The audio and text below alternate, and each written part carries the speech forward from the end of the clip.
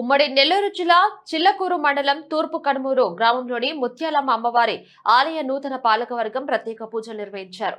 నూతన చైర్మన్ గా చిల్లకూరు దశరథ రామారెడ్డి, సభ్యులుగా సారంగ రమేష్ బాబు, పొక్కాలి శ్రీలక్ష్మి తదితర సభ్యులను ఆలయ ఈవో నవీన్ కుమార్ ప్రమాణ స్వీకారం చేయించారు. ఈ సందర్భంగా ఆలయ చైర్మన్ చిల్లకూరు రామిరెడ్డి మాట్లాడుతూ తనకు ముత్యాలమ్మ ఆలయ చైర్మన్ పదవి రావడానికి కృషి చేసిన గూడూరు ఎమ్మెల్యే పాషం సునీల్ కుమార్ కు ప్రత్యేక ధన్యవాదాలు తెలియజేశారు. చైర్మన్ పదవి రావడం తనకు ఎంతో సంతోషంగా ఉందన్నారు.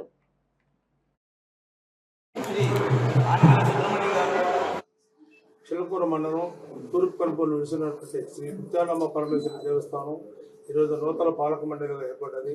దానికి నన్ను చైర్మన్గా ఎన్నుకోవడం జరిగింది. అమ్మవారి ఆశీర్వాదంతోనూ మరియు మా ఎమ్మెల్యే గారైన పాశం సునీల్ కుమార్ గారు, గంగా ప్రసాద్ గారు వారి కృషి వల్ల ఈరోజు నేను చైర్మన్ కావడం చాలా అదృష్టం. అది నేను పెద్ద అదృష్టంగా భావిస్తున్నాను. ఎమ్మెల్యే నేను ఇంతకుముందు కాంగ్రెస్ పార్టీలో ఉన్నాను. తర్వాత జనార్దన్ రెడ్డి గారి దగ్గర ఉన్నాను. కానీ జనార్దన్ రెడ్డి గారు నా మనుషులకు పదవులు ఇచ్చారు. నేను ఎప్పుడు పదవులు ఆశించడం లేదు. తర్వాత వైసీపీలోకి వచ్చాను. వైసీపీలో శూన్యం. అక్కడ రకరకాల పత్రం తప్ప ఇంక వేరే లేదు.